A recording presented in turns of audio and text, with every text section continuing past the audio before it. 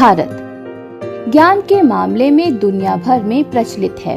विज्ञान अभी जिन चीजों की तह तक पहुंचने के लिए पहले पायदान पर खड़ा है, भारतीय ग्रंथों में उनसे संबंधित जानकारियां पहले से मौजूद हैं। देवताओं की वाणी माने जाने वाले वेद इसका उदाहरण कहे जा सकते हैं। वेदों में वर्णित मंत्रों की मान्यता आज भी बरकरार है।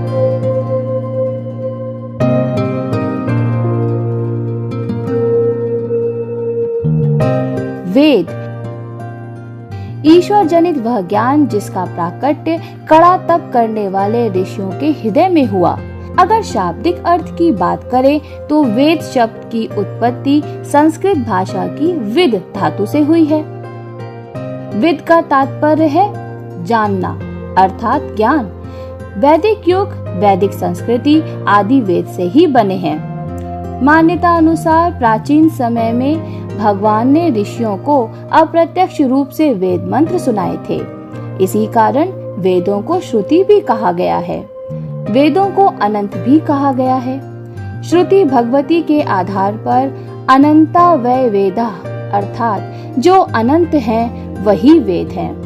वेद का अर्थ है ज्ञान और ज्ञान की कोई सीमा नहीं होती, वह अनंत होता है, इसलिए वेद भी अनंत हैं।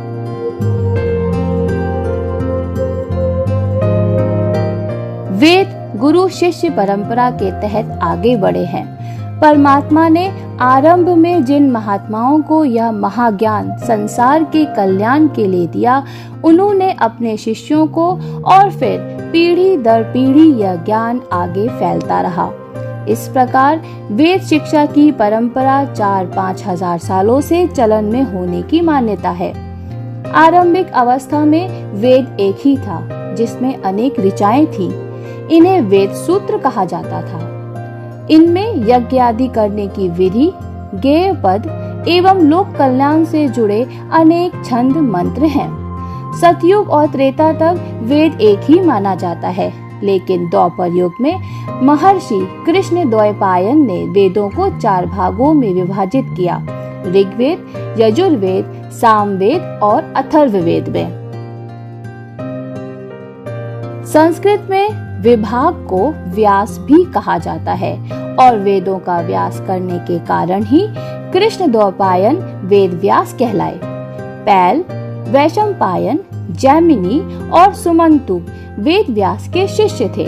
चारों शिष्यों को चारों वेद की शिक्षा इन्होंने ही दी। पैल को ऋग्वेद तो वैशंपायन को यजुर्वेद का ज्ञान दिया, जैमिनी को सामवेद तो सुमंतु को अथर्ववेद की शिक्षा दी। इसके बाद आगे से आगे वेदों की शिक्षा दी जाती रही।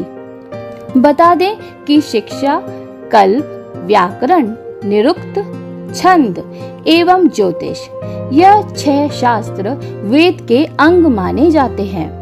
वेदों के उपांग को षड दर्शन या षड शास्त्र भी कहा जाता है।